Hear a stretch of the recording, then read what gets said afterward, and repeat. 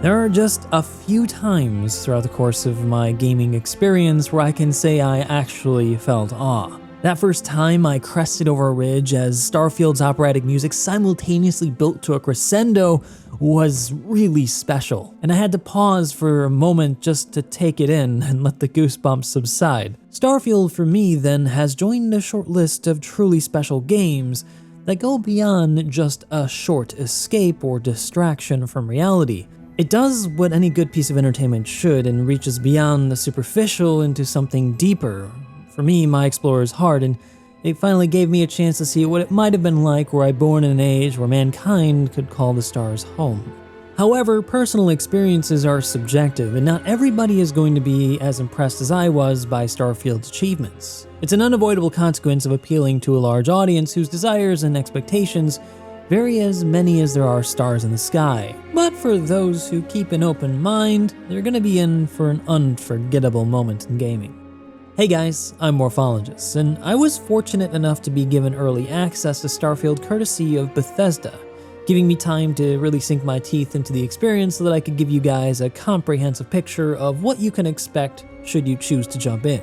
But since the astronomical scope and scale of Starfield is a bit much to take in all at once, I've elected to break down the review into a few chapters that focus on different aspects of the game, which you can find down in the description below or just by looking at the timeline of the video. I know it's a long video, but I really tried to get everything I could in here and make it as concise as possible. And then at the end, I'll wrap up with my closing thoughts and a recommendation. But this will be a spoiler-free review as it relates to the story and certain narrative elements, so don't worry if you're looking forward to seeing that for yourself. But a quick thing before I continue, this is my first time being invited to try a AAA game early, and it wouldn't be possible were it not for all of your love and support, subscribing to me and following me and watching my videos through all of these years. So thank you guys so much for your love and support. It really means so much to me, and I'm really happy to be here, and I can't wait to see what the future holds for me and my channel, thanks to you guys. Alright, enough of that. Let's get to Starfield.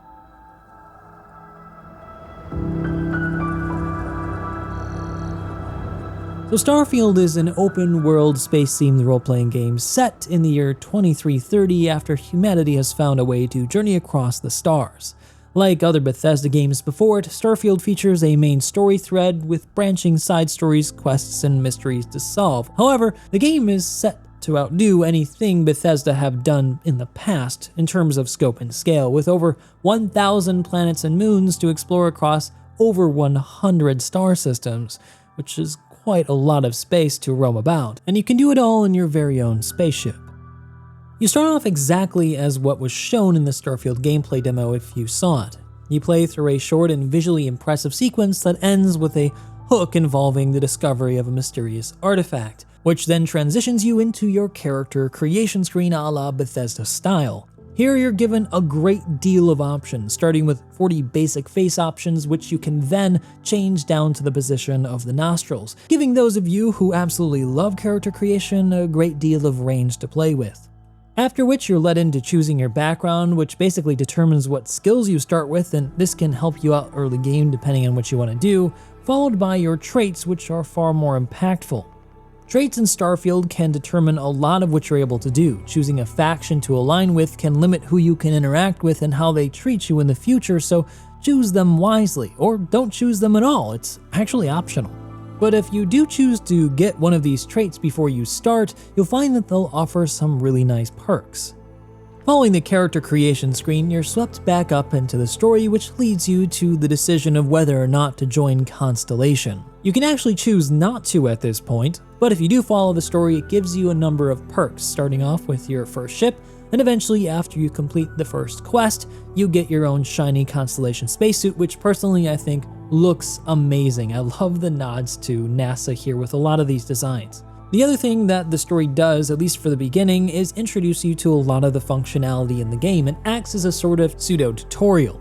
The rest of the story continues to chase the mystery of the object that you found, and as I said, I don't want to reveal anything about the story here. This is something that you're going to have to discover on your own. But I will say that I've enjoyed the characters that I met along the way. I found them to be well written and particularly enjoyed the side conversations you get if you take them on as companions to join you on your journey through the stars. The voice acting, accompanied by the facial animations, can at times be superb. However, I can tell that they didn't use motion capture for all of the interactions that you have throughout the game, and this can be sometimes to its detriment.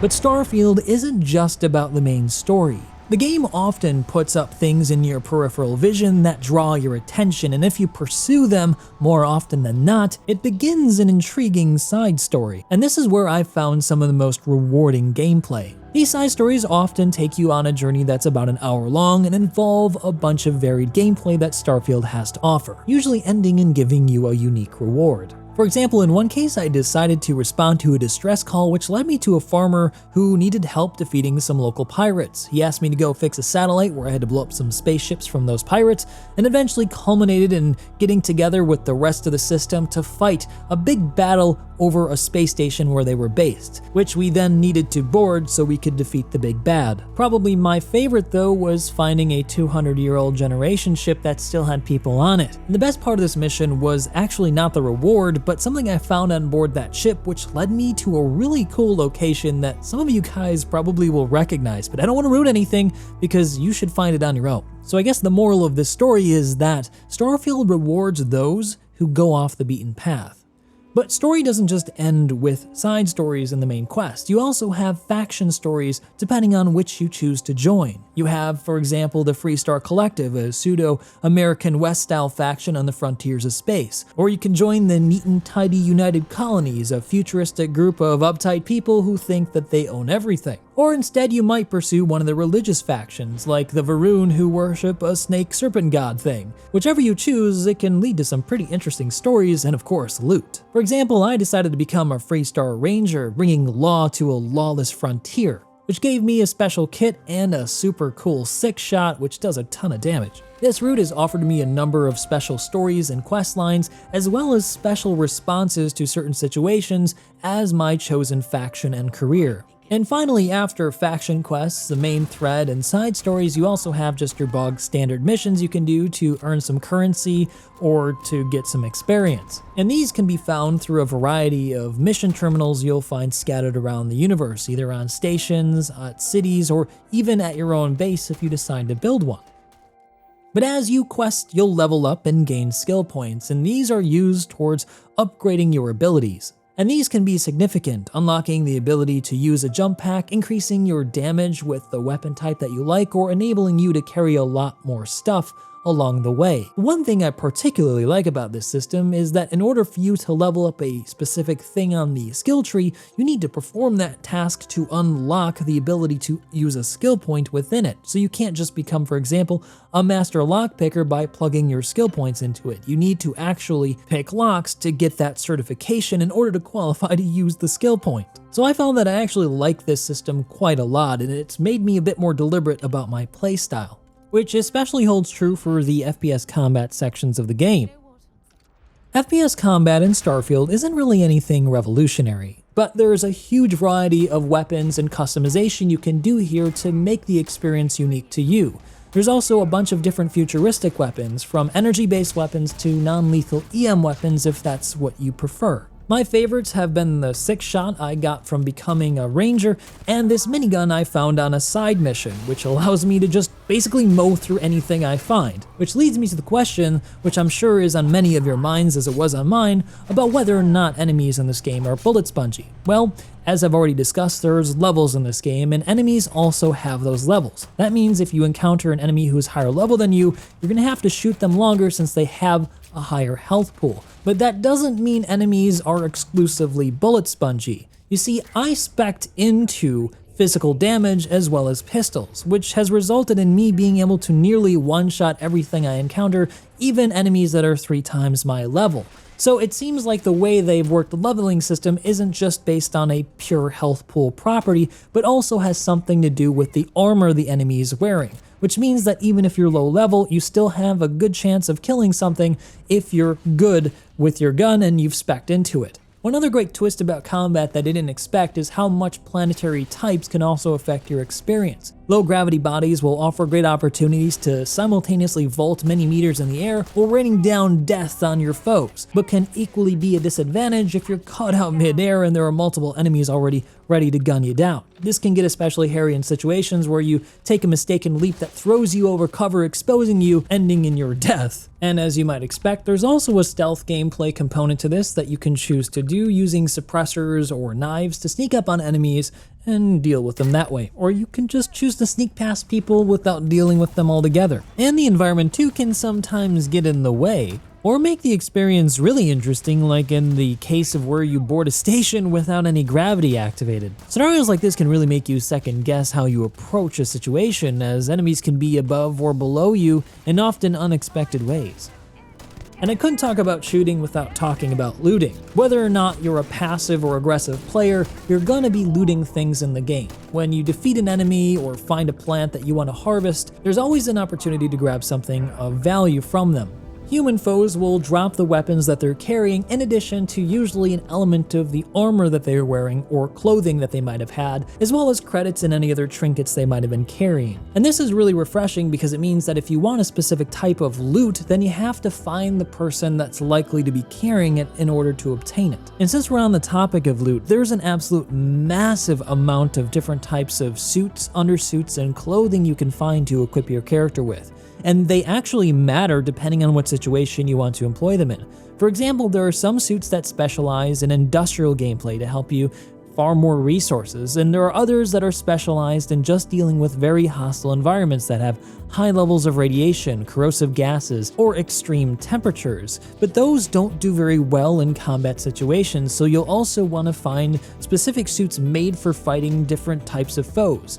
And they'll also have different stats for protection against stuff like EM damage, which is non-lethal, physical damage, and energy damage, which are the weapon types you'll find for FPS Combat. But like I said, clothing too offers buffs, so some undersuits will give you better O2 and mobility in your spacesuit, whereas suits that you wear just out in the open in the city can give you better persuasion in conversations. And then beyond that, there's a massive amount of just random loot you can find scattered around the world. Most of what you see on shelves, tables, or even in your own starting ship is actually lootable, sellable, or usable as a crafting item. So you'll always want to be paying attention to what you see around you, keeping your eyes peeled for something useful to help you upgrade that next thing.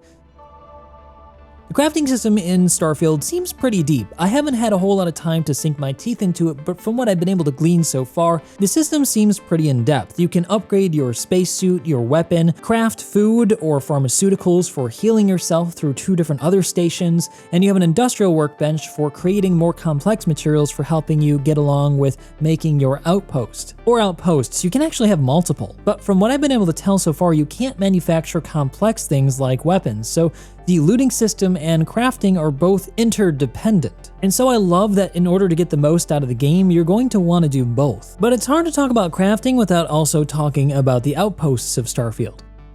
So aside from just having a really cool place to live out on the frontier and outside of your spaceship or major cities, outposts offer a way for you to harvest resources depending on the planet you've put down on. And it doesn't seem like there's a limit to how many outposts you can create. The system ties into the exploration part of the game where you scan from orbit and then on the ground to find these deposits. After they've been located, you can place down your extractor and later go back and collect whatever it's gathered. As you start requiring more resources, you can also network your outposts together using a cargo linking module, which you'll add into each outpost that you want to link to a main one. This can make resource collection a lot easier. Now for the building system, it's pretty cool. You got a bunch of modules that you can attach together, but it's not as say complex as No Man's Sky, but you do have a lot of flexibility for where you can place things to really make it your own. One downside though is that you can't actually place any of the loot items you find in the world, which was pretty disappointing to discover, but we'll just have to see if modders can add that into the game. But my takeaway from base building is that it's not necessary for you to do, but it can be helpful. It also appears that you can crew your outposts with companions who can enhance its production or provide other benefits. But I think that this, along with crafting, really require their own dedicated video where I can deep dive into these features and explore them further. If someone were to ask me what my favorite part of Starfield is, it would have to be the spaceships, and that's due in some part to just how detailed they are. Down to even the most minute labeling, there's fun little nuggets just waiting for you to find if you spend some time examining the cabin of just your very first ship. Even the displays of the cockpit, although they're not interactable, actually function. And I adore the NASA punk style they were going for. It makes the ships just a little bit more relatable in the same way that the Millennium Falcon did back in the original Star Wars. Now, as good as the starting ship looks, it doesn't need to stay the way you found it. Every single part of a ship can actually be removed, replaced, upgraded, or added to throughout the course of your gameplay experience. You can even purchase pre-made ships, steal them, or make new ones from the ground up. And since there's a lot to this, I'll actually be making a separate video where I go over how you do all of this so that you can figure out how to make the best ship for you. But for the sake of this review, I'll cover this briefly. You're given the opportunity to add reactors, grav drives, thrusters, internal modules that change the interior layout and add additional functionality and abilities for you to manufacture on the go and hold more crew. You can add more cargo modules to carry more things for shipping, or add more shield modules to protect you, or add tons of weapons to do more damage. And as I'll talk about later, weapons themselves have their own specializations depending on what you prefer to do as a pilot in Starfield. But beyond functional modules, you also have a huge variety of aesthetic pieces to augment the look and silhouette of your ship from a variety of different manufacturers that you can find across the verse, including some aftermarket stuff that will augment your ship's abilities in maybe less legal ways.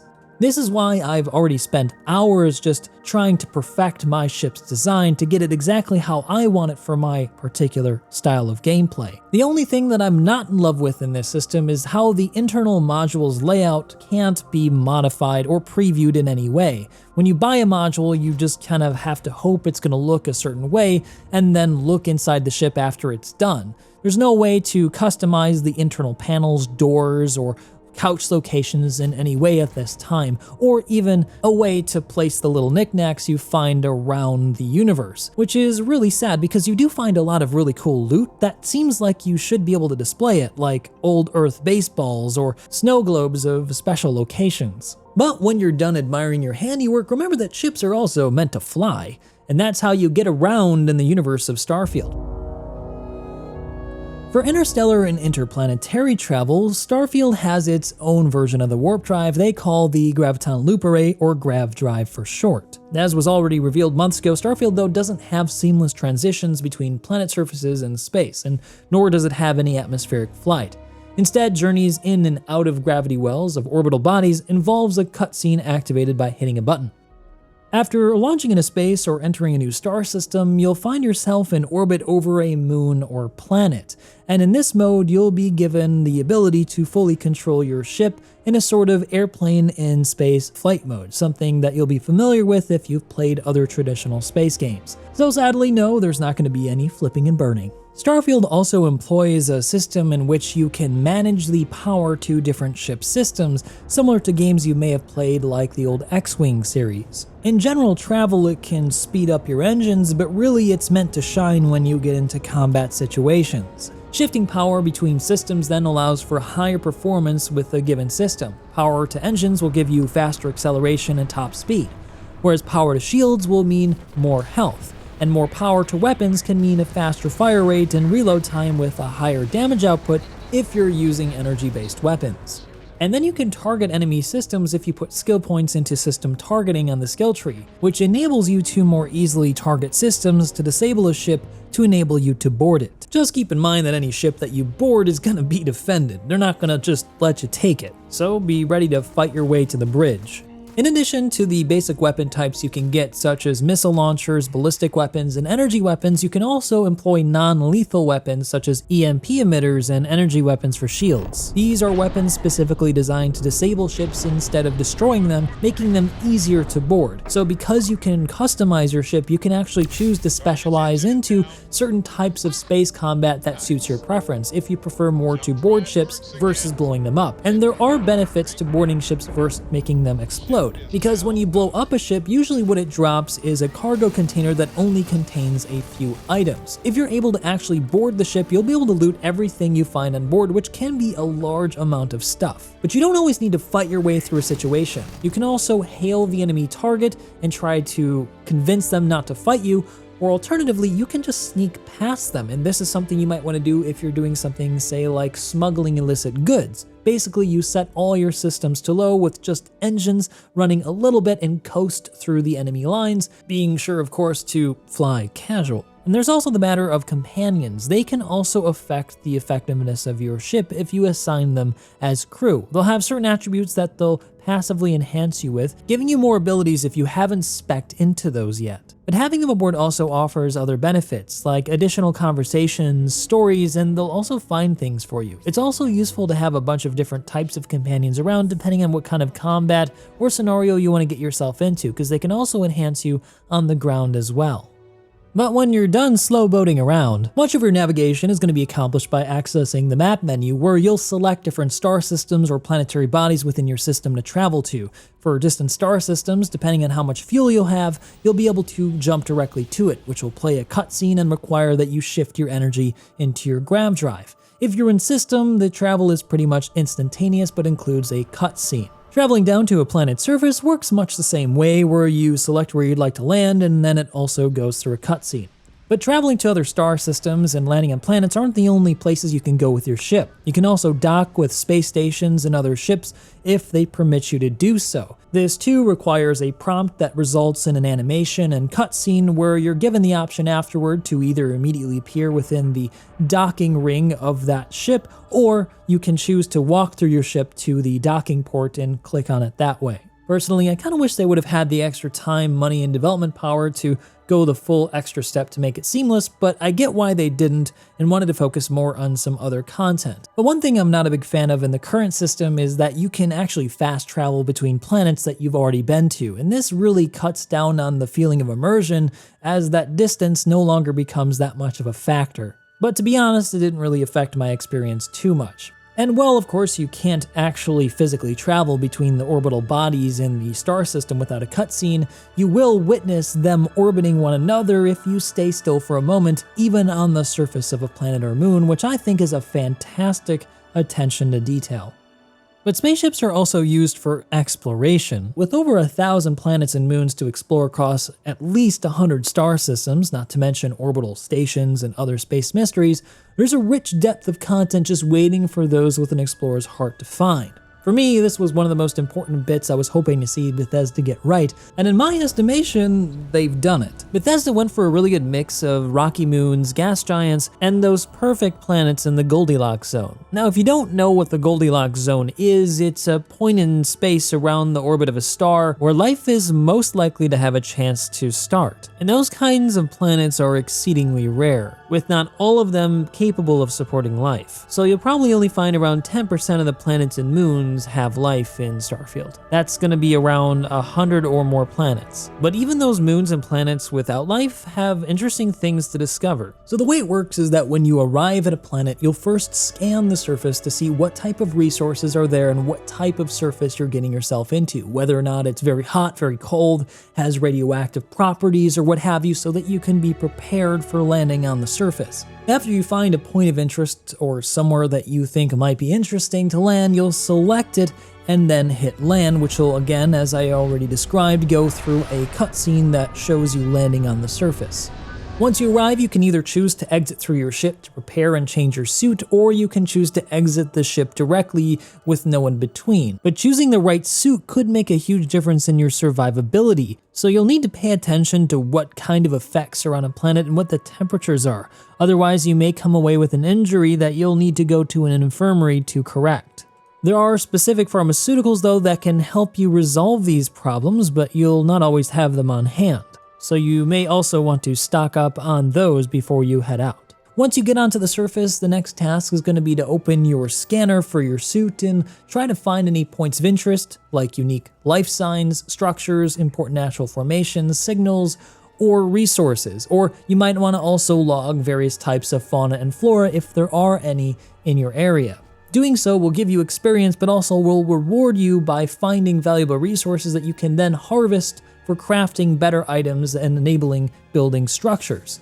While much of what you find on orbital body surfaces has been procedurally generated, Bethesda's managed to develop a system that still manages to avoid making locations feel repetitive. This is thanks to the occasional introduction of handcrafted content such as unique geological formations like canyons, caves, and mountains, and then of course human-made things like mysterious wrecks, derelicts, and other types of outposts, bunkers, and homesteads. If you're able to get up to a high vantage point, you'll also discover that the landscapes stretch off to sometimes seemingly impossible distances, something I was worried we wouldn't encounter given that they're generating these grids on demand when you land, and I thought that maybe there would be a limit to how far you could see, but honestly it just feels like I'm on a planet or moon's surface. In this ground mode, you'll also be able to utilize a map system to visualize the surrounding topography out to a maximum grid distance of quite a few kilometers. Now, whether or not it's worth it to you to explore these vast distances on foot is up to you, but if you choose to do so,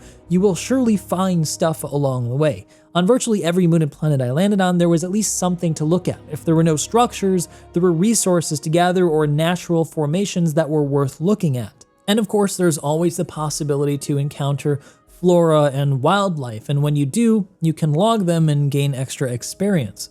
And on the topic of fauna, at least for the friendly ones that you encounter, they actually interact with you sometimes. They'll come up to you and inspect you and see what you are, and then they might move on. But if they're pacifists, they won't attack you. Of course, the carnivores and stuff will just go straight at you if you bother them, but sometimes they're more defensive in nature, so there's a good variety of different types of wildlife you might encounter. And when you're done, you don't have to worry about backtracking that vast distance. You can just look at your ship with your scanner and fast travel back. I know it's not super immersive, but it's gonna save you a little bit of time. But the vast landscapes of moons and planets might not be the only place you'll spend your time, because there's also quite a few landing zones and unique locations that you might want to explore. These places, like New Atlantis and Aquila City, are absolutely massive, teeming with missions to do, things to discover, and even homes that you can buy for yourself. They weren't exaggerating when they said that these cities were many times larger than what they've done in the past, especially for New Atlantis. Just don't expect something on the scale of, say for example, Night City from Cyberpunk. It's not a game that focused on a single location. They spread their resources wider, so it's something in between. But now I think it's time we address that elephant in the room. Performance and bugs. I'm sure many of you guys are curious whether or not this release is like some of the earlier ones which have become notorious from Bethesda. And I'm pleased to report that at least for my experience, it's been really positive. I can only count on maybe one hand how many issues I've run into over the course of 20 hours of gameplay. However, it's important to note that my PC well exceeds their recommended specifications. And I was running at a near 4K resolution with everything maxed, turning off FSR as well as dynamic scaling of my resolution, giving me a much more crisp look at the cost of maybe a higher frame rate. And that resulted in me having an average frame rate of around 80 to 90. Which also brings me to the issue that Starfield doesn't have DLSS support. So if you were hoping to get high frame rates with your low to mid-range NVIDIA card, accessing DLSS 3 sadly is not going to be possible, but thankfully FSR does work on NVIDIA cards. In terms of bugs, I didn't encounter anything game-breaking, just some funny pathing issues during talking sequences, and an animation that failed to play for a critter I encountered. And I also want to be fair to Bethesda here. They are currently patching the game as we play, and by the time you play it, some of these issues will have already been fixed. So then for me, my experience has been really positive. I've not crashed once, my frame rate is smooth and consistent, and I've just not really thought about it, to be frank. So I hope you guys have the same experience should you choose to play. So overall then, I've been really impressed by Starfield's accomplishments.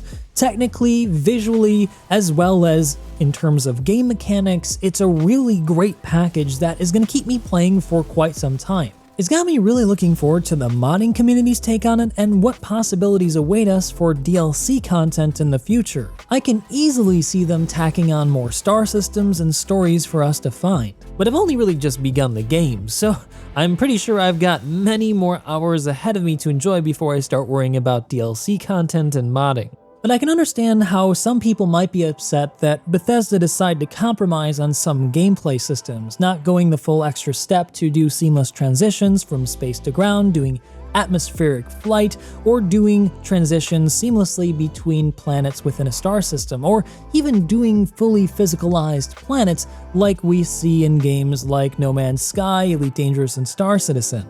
But I should note that each of those examples are compromised in some way, either not having enough content to do and not being exactly accurate, or faking the transition, or just not being complete at all. So I appreciate and understand why Bethesda decided to devote their limited resources, time, and money into content that people were likely to spend the most time on.